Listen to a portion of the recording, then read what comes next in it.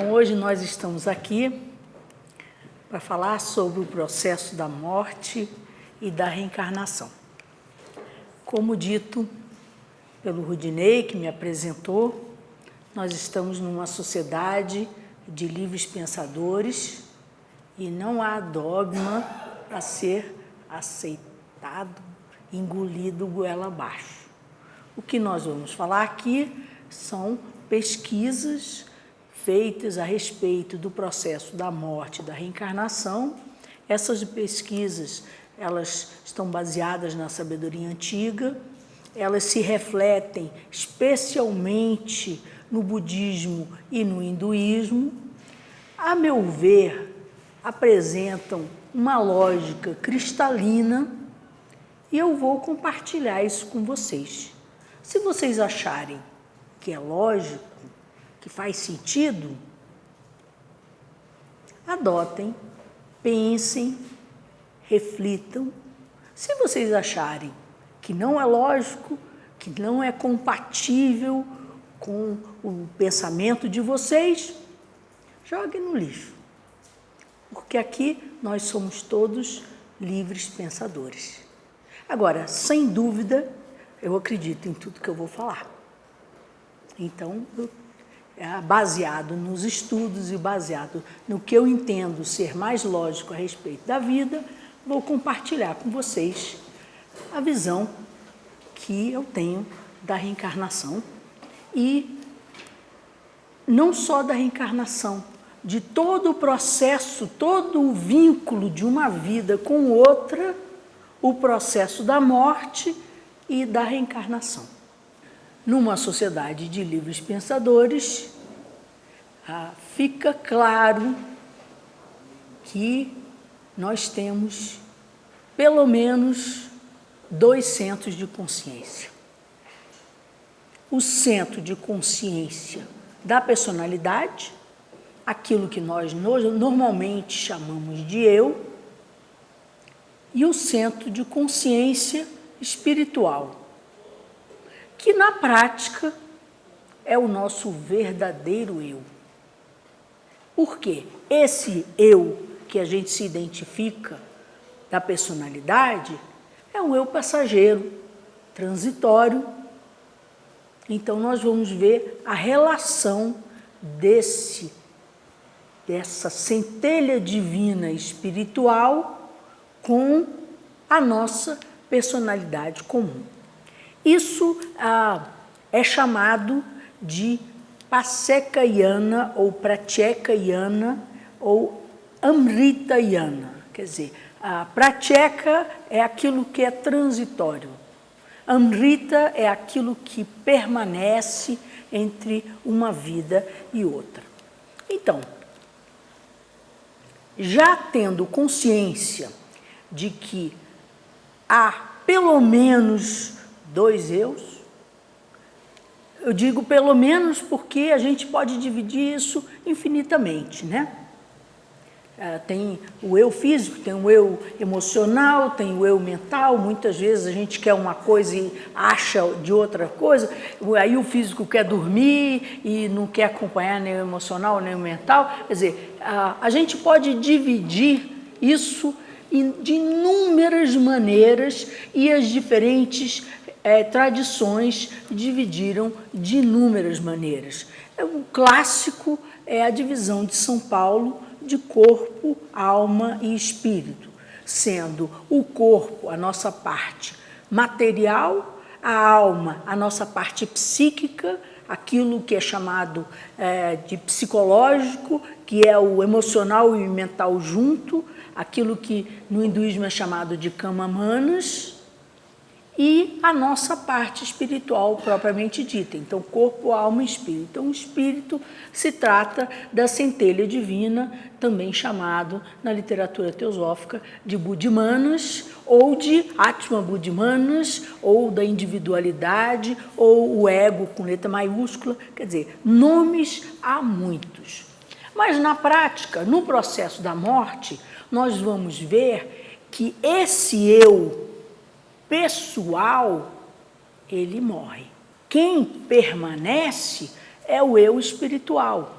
que vai assimilar o melhor das experiências desse eu material. E esse processo, ele começa muito antes da morte em si. Então se diz que muito antes da agonia física, as conclusões vão sendo cada vez mais lúcidas. E tem a história do filminho, que o ser revive toda a sua vida nos últimos instantes, onde o cérebro físico ainda está vivo.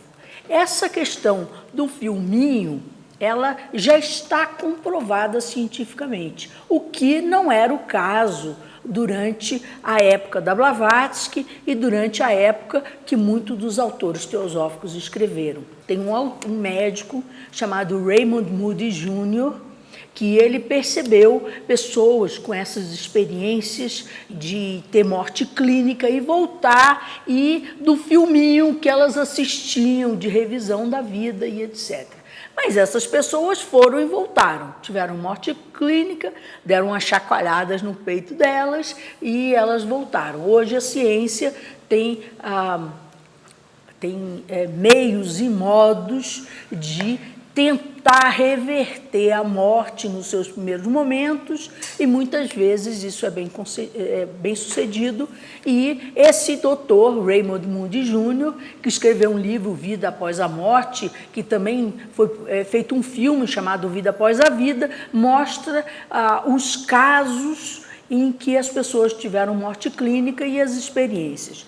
As experiências são muito individuais, mas existem alguns pontos que se repetem, e ele cataloga esses pontos, mostrando o que há de comum. E aí a gente pode falar um pouco disso. As pessoas geralmente veem uma luz muito grande, elas passam por um túnel, elas veem aquele ser que elas consideram perfeito. Se elas são cristãos, elas veem o Mestre Jesus; se elas são budistas, elas veem o Senhor Buda; se elas são árabes, muçulmanas, elas veem Alá. E então há um encontro com aquele ser que a pessoa considera sagrado. E também um processo de revisão minuciosa de tudo o que se passou na vida. Bem, os casos provados cientificamente foram de pessoas que tiveram morte clínica e voltaram. Os casos que nós vamos estudar aqui foram de pessoas que morreram mesmo. Então, o que, especialmente Blavatsky, em A Chave da Teosofia, Chave para a Teosofia, nos coloca, é que o indivíduo revive toda a sua vida nesses últimos instantes, e esse filme acontece quando a pessoa já é dada como morta, mas o cérebro é o último órgão que morre. E nesses últimos momentos vai se tirando os 9 fora da vida, porque ao revisar, algumas coisas ficam como importantes e algumas coisas são deixadas passar como detalhes menos importantes da vida. Isso vai culminar no último pensamento. E esse último pensamento, ele vai determinar o próximo nascimento.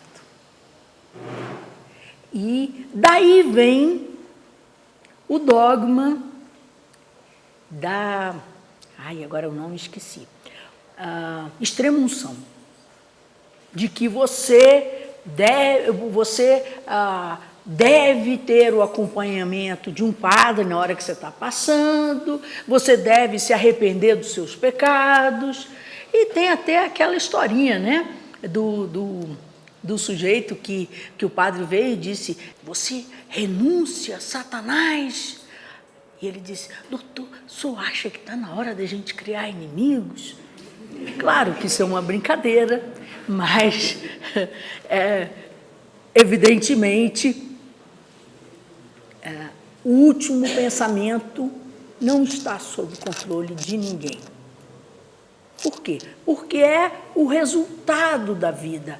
Assim como o último pensamento nosso, antes de nós cairmos no sono, também não está sob nosso controle. Nós, enquanto estamos assim meio sonolentos, nós estamos pensando uma coisa... Foi-se embora. Qual foi o último pensamento? Antes de dormir, toda noite.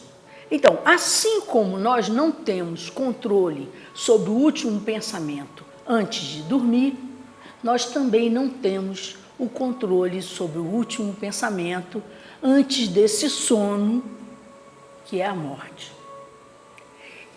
Por tudo que eu estudei, há um paralelo muito grande entre o ato de dormir e o ato de passar para o outro lado. Você morre e depois você vai acordar numa outra condição. Então, Blavatsky nos explica também que ninguém morre insano. Pode ser um débil mental, pode ser uma pessoa com Alzheimer, etc. Mas, por alguns instantes, o cérebro moribundo, mas ainda vivo,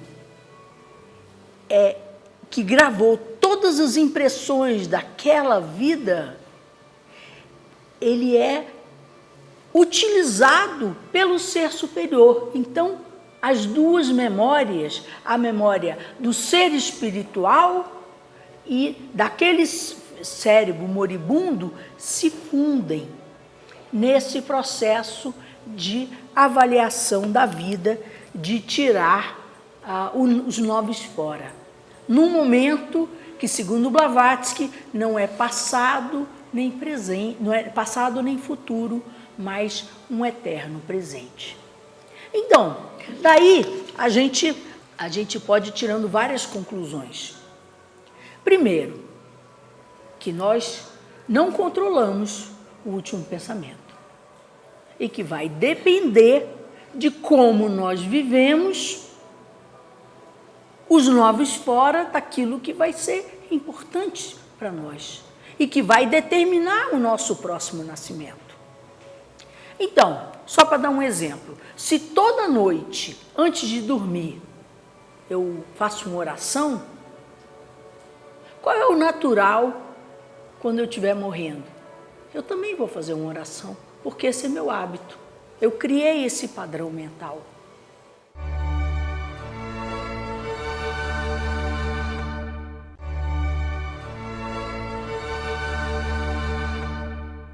Então, a maneira com que nós vivemos normalmente vai interferir diretamente nesses últimos momentos que vão determinar não só aquilo que é chamado na literatura do bardo, ou seja, o período entre uma vida e outra, como o próximo nascimento.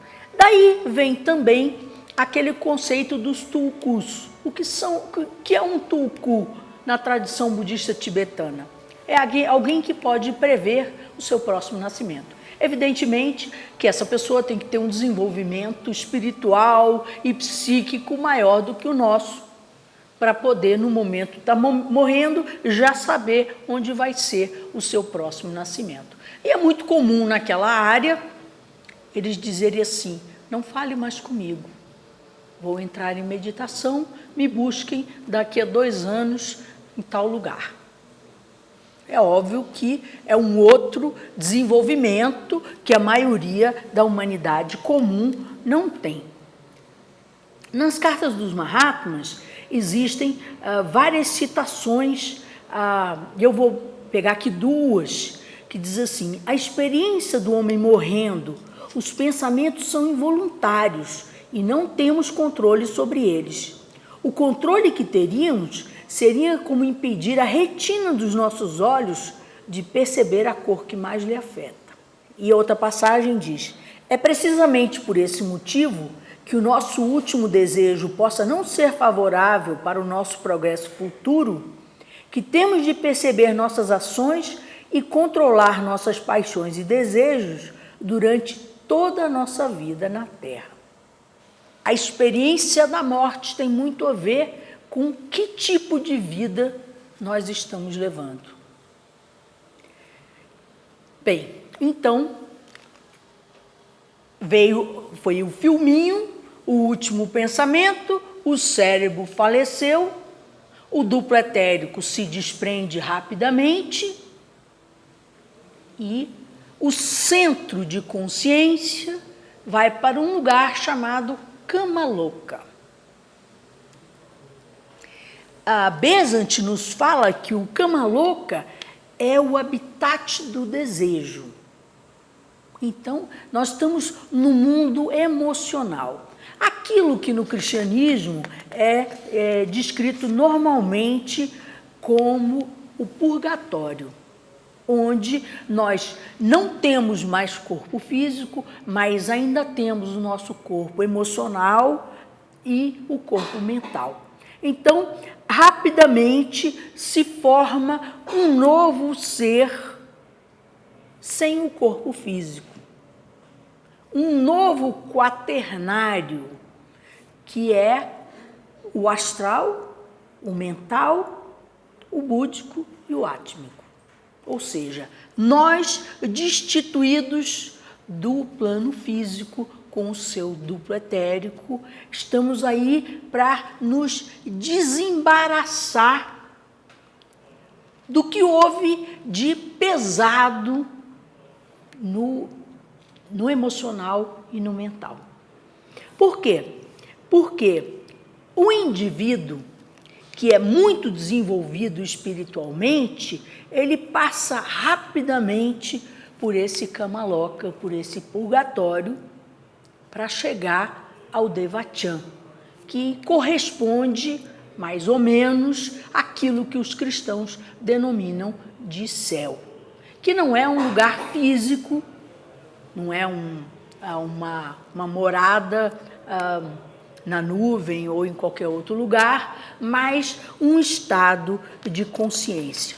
Em compensação, os indivíduos menos desenvolvidos e mais apegados às suas emoções e aos seus pensamentos vão ficar presos aí durante um tempinho.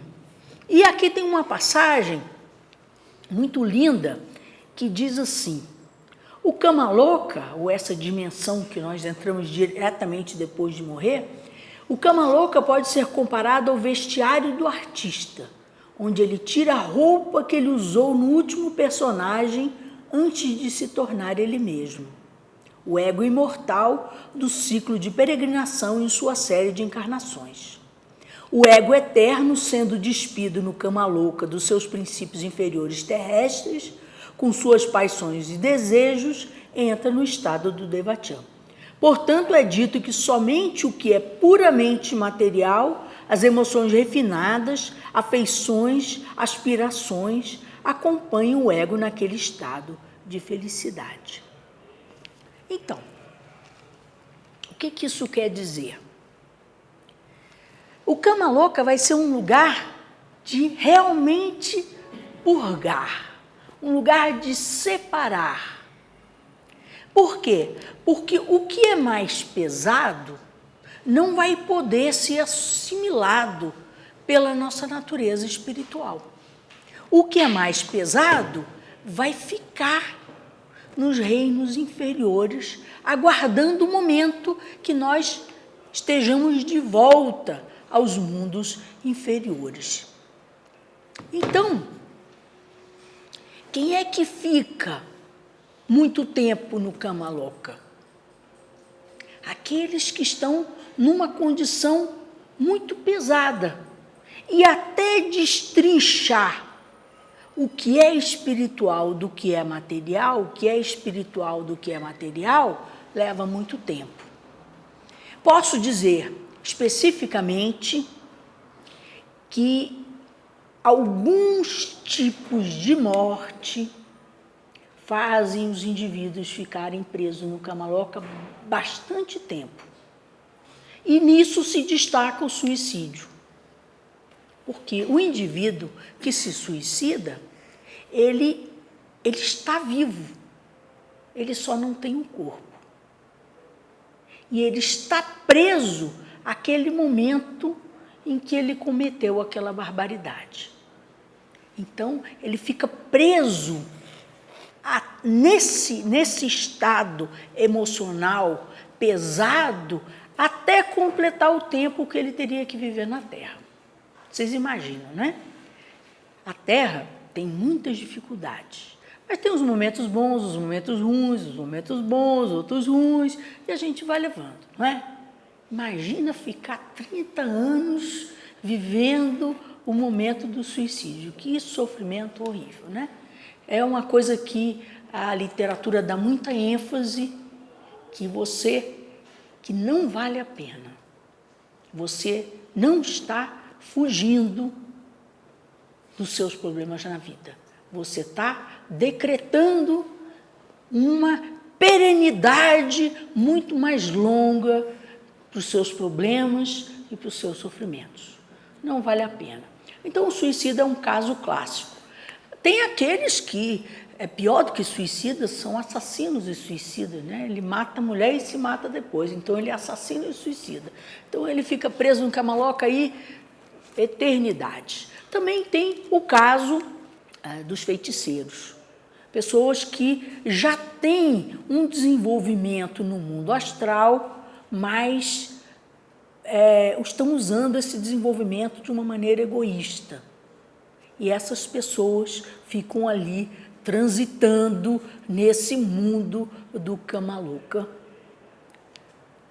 Fora disso, é quase como um liquidificador ou como um aspirador de pó, onde tudo que houve de mais nobre naquela vida vai se separando de tudo que houve de mais pesado, fazendo aquilo que é chamado de separação ou luta mortal.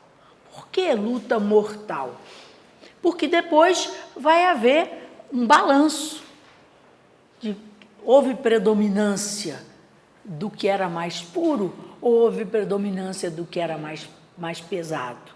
Então, nesse sentido, quando há predominância do que é mais pesado, isso também tem implicações nos próximos nascimentos. Mas quando o que há de mais puro predomina, isso entra num estado de gestação. Gestação sugere gravidez. Então, quem fica grávido de quem?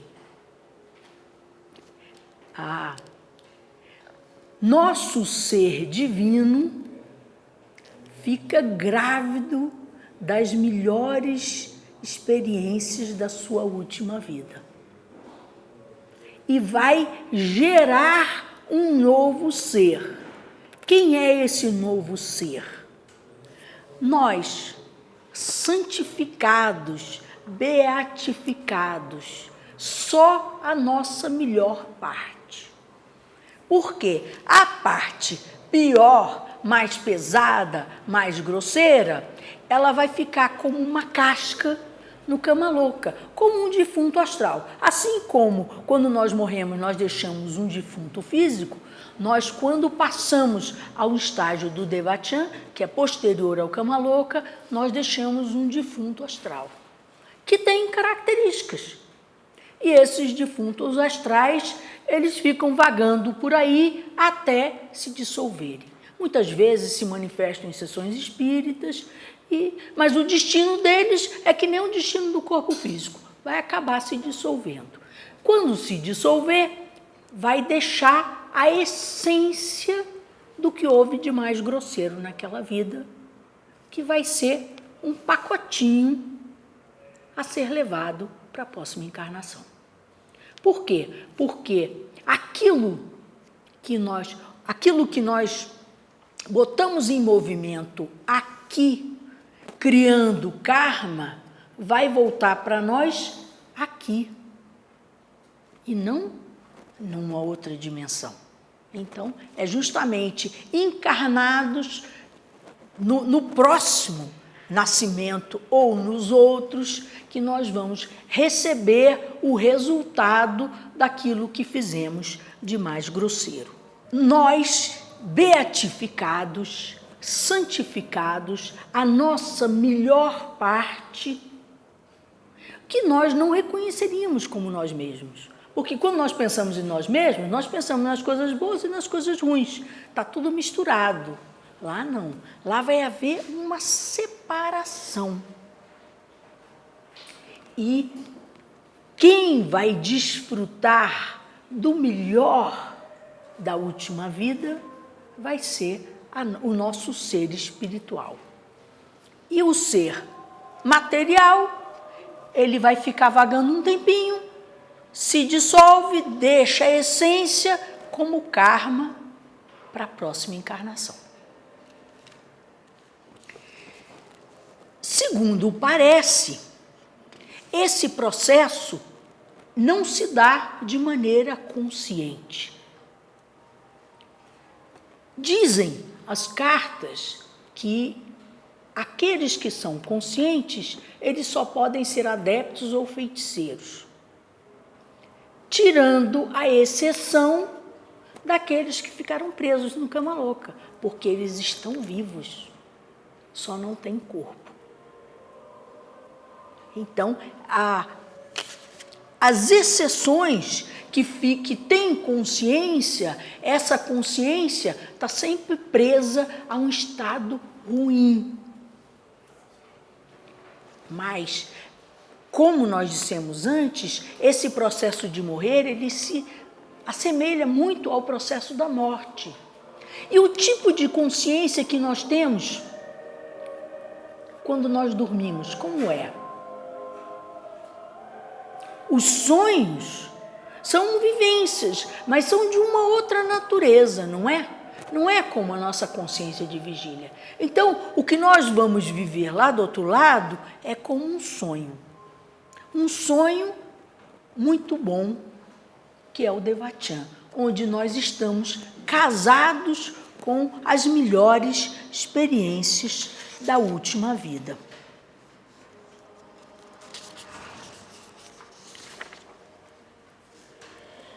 Também há uma explicação que faz muito sentido. Quando nós estamos fazendo obras físicas e elas ficam interrompidas, nós criamos condições para voltar, para terminar nossas obras físicas. Mas e as nossas obras mentais, as nossas obras intelectuais? Onde que elas vão se expandir? Elas vão se expandir exatamente no Devachan. Então, as nossas melhores aspirações, os nossos melhores desejos, os nossos projetos de ajudar a humanidade, todos eles vão ser assimilados e revividos de uma maneira muito prazerosa nesse momento de retribuição das dores e aflições que vivemos nessa vida. Então, por quê?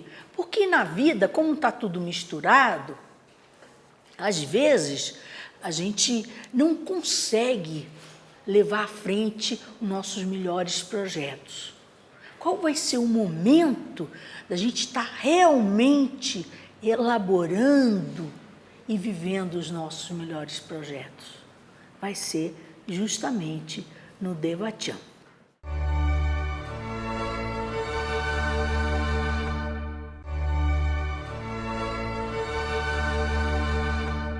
Então aqui diz a passagem, o mero fato de haver renascido no Devachan, renascido por quê? Porque é o mesmo ser em certo sentido, mas é o mesmo ser destituído de toda a sua parte mais grosseira. Então, o mero fato de haver renascido no Devachan mostra a preponderância do bem sobre o mal em sua última personalidade. Enquanto o mau karma fica de lado por um tempo para segui-lo na sua futura encarnação terrestre. Mas quando isso acontece, ele acorda gradualmente para encontrar-se num estado de felicidade inalterada, acompanhado daqueles com os quais ele mais quis estar. Esse estado é descrito como Devachan. É um sonho particular, não compartilhado por ninguém. O Buda dizia assim: há uma região de bem-aventurança chamada Sukhavati. Esse é o Devachan. Os que nasceram na região abençoada são verdadeiramente felizes. Não há mais aflições ou tristezas para eles naquele ciclo. Então, quem são aqueles que vão para o Devachan? Todos aqueles que não caíram no lodo do pecado e da bestialidade irrecuperáveis. Mas isso não quer dizer que o que nós fizemos, ou o que nós geramos, não só o que nós fizemos, porque está nos três mundos, né? Está no físico, no astral e no mental, de mais grosseiro, volta e vai constituir a nossa personalidade.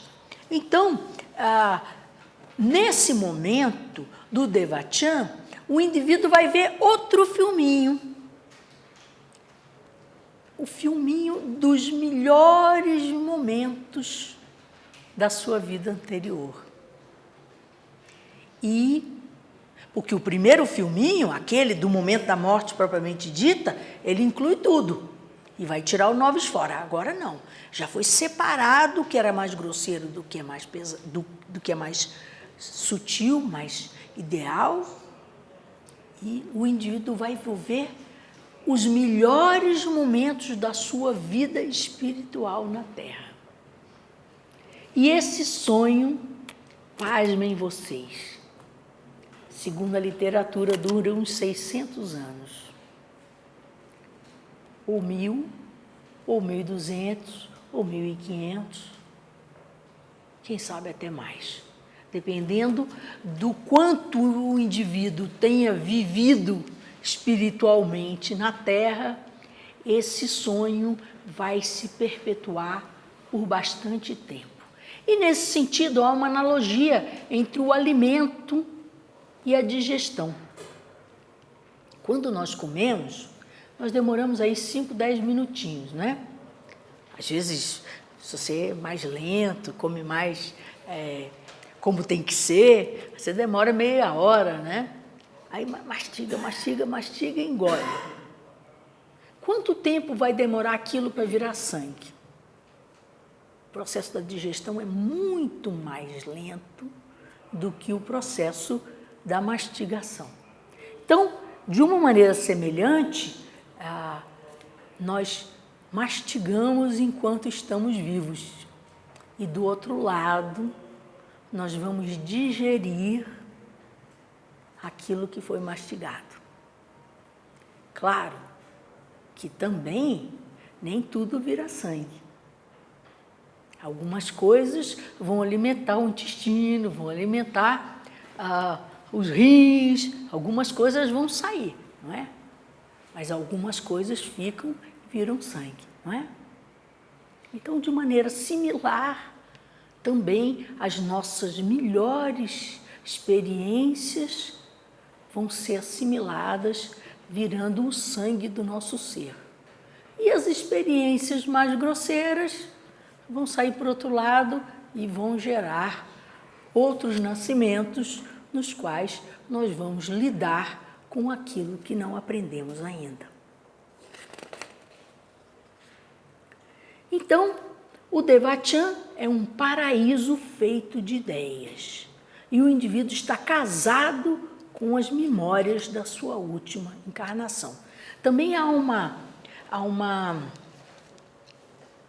figura de linguagem muito bonita, como a rosa.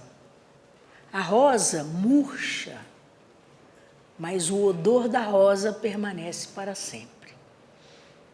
Então, assim, a rosa que nós produzirmos nessa vida, ela em si murcha e vai-se embora e morre. Mas o odor da rosa fica para sempre. É assimilado pela nossa natureza divina. Então, evidentemente, que o tempo de estada no Devachan vai ser proporcional ao tipo de vida que o indivíduo levou. E a questão do contato com os indivíduos na Terra. Vejam, essa experiência do bardo é como estar dormindo. Quando nós estamos dormindo, nós vamos visitar nossos amigos, então a gente às vezes sonha com eles, né? Às vezes pesadelo, no cama louca, às vezes sonhos bons daquelas pessoas que nós amamos, não é? Mas cada um vive o seu sonho particular. Agora, há uma experiência que é chamada de rapport, que é uma união de fato. Quando nós realmente gostamos de uma pessoa, muitas vezes nós não precisamos dizer nada, não é? O olhar diz tudo, não é? E uma mãe que morreu prematuramente, deixando seus filhos na terra, o amor dessa mãe pelos seus filhos pode ser sentido pelos filhos na terra. Mas não é um encontro assim. Oi, tudo bem? Como é que você está? O que você tem feito? Onde é que você vai amanhã? Não é esse tipo de encontro. É uma coisa de alma para alma e dos sentimentos mais puros. Então, se diz que em sonhos, muitas vezes nós podemos encontrar com os seres falecidos, mas nós subimos até eles e não eles descem até nós. Não estou falando de suicidas, o caso de suicidas é outra coisa, porque aí o suicida ele está na área da Terra e ele está sofrendo tudo que nós passamos aqui e está vivendo aquele momento do suicídio. Então, o suicida ele está consciente do outro lado e está vendo tudo que está acontecendo aqui. Não, mas ele está preso no cama louca, até que termine o período que ele tinha que estar por aqui. Porque, de fato, o cama louca é um período de desintegração. Não é um lugar de você ficar lá para poder entrar em contato com os indivíduos da Terra ou qualquer outra experiência. Mas essa coisa do amor puro, essa coisa da verdadeira simpatia, ela permanece. E ela pode ser sentida pelos indivíduos que estão vivos, como também por outros indivíduos que estão mortos e que estão cada um no seu próprio sonho, no seu próprio Devachan.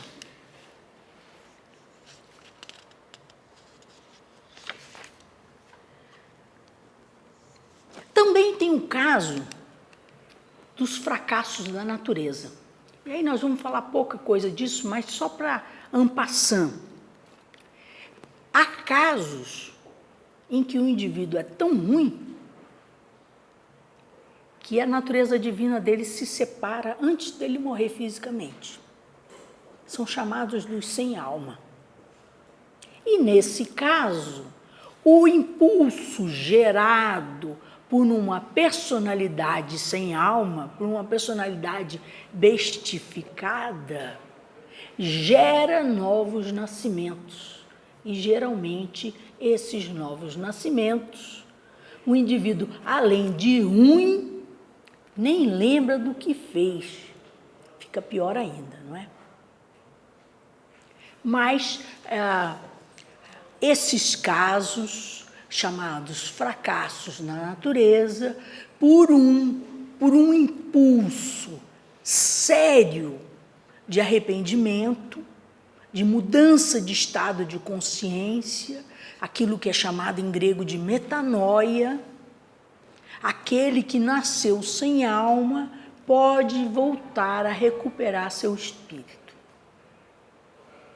Mas só para dizer en passant que existem esses casos.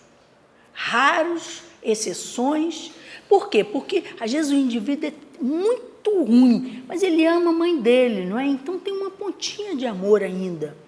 Ele tem simpatia pelo vizinho da esquina. Às vezes, mesmo nos mais ruins, tem ainda uma chispa divina brilhando. Enquanto tem essa chispa divina brilhando, o indivíduo permanece inteiro e passa pela morte como qualquer outro ser. Só em casos excepcionais é que há esse desligamento do ser espiritual em relação ao ser material, enquanto ele ainda está vivo, gerando outras consequências no estado pós-mortem. Mas então, do que a gente vê disso tudo? Que é o karma que vai determinar a próxima personalidade. E o que é o karma? É um ser lá que está dando ordem? Não, é o resultado daquilo que nós fizemos. Então, de uma certa forma, a nova personalidade, o novo nascimento, ele é completamente o resultado desse nascimento aqui, que nós estamos vivendo. Nas suas coisas boas e nas suas coisas ruins. E principalmente nas suas coisas ruins. Porque as coisas boas a gente vai esquecer. Mas a gente volta, depois de 600, 1.000, 1.500 anos no Devachan, a gente volta mais fortalecido, com mais capacidade de enfrentar os nossos problemas e de resolvê-los. Assim como quando a gente dorme triste e a gente passa uma noite, a gente acorda revigorado, com mais condição de lidar com aquilo do que no momento que a gente estava muito abalado antes de dormir, não é? Então, esse processo, a gente pode dizer que o indivíduo nasce mais forte do que ele morreu. Embora ele não está comendo nada, ele não está mastigando nenhum material novo, mas ele assimila de uma forma os seus melhores conteúdos e volta fortalecido para o nascimento seguinte. Então, há um mecanismo não físico onde a soma das características pessoais da antiga personalidade é transmitida para a nossa. Assim como as características dos pais são passados para nós através dos cromossomas, então há um mecanismo que não é físico, mas que a gente pode imaginar ser como uma forma de pensamento, que fica ali guardando para formar a nova personalidade. Então, o karma é o poder orientador. E o ser antigo, nós hoje, somos o pai e a mãe da nova personalidade, do novo ser. Então, tudo depende do material que estamos mastigando hoje. De que estamos nos alimentando? Dos melhores ideais? Ou será que estamos nos alimentando de violência, brutalidade, inveja? Do que é que nos estamos alimentando? Isso, a ênfase da nossa vida vai criar o nascimento futuro.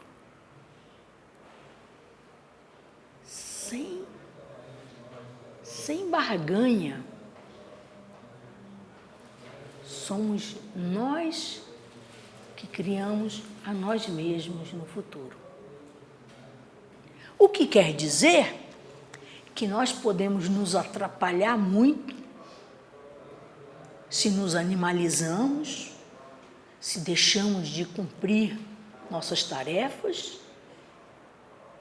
mas também podemos criar as melhores condições para o nascimento futuro. O Dalai Lama chega a dizer que o objetivo dessa vida é criar o próximo nascimento. Por quê? Porque hoje nós estamos presos àquilo que nós pensamos, fizemos e sentimos no passado, gerando o ser que temos hoje. Mas o que nós estamos gerando hoje para ser o nosso ser futuro? Hoje nós podemos criar as melhores condições para um despertar espiritual completo, para vidas de felicidade, de auxílio à humanidade. Não da boca para fora, mas com a nossa dedicação, com o dia a dia das nossas vidas, comendo alimentos saudáveis, de maneira física, emocional e mental. Muito obrigada.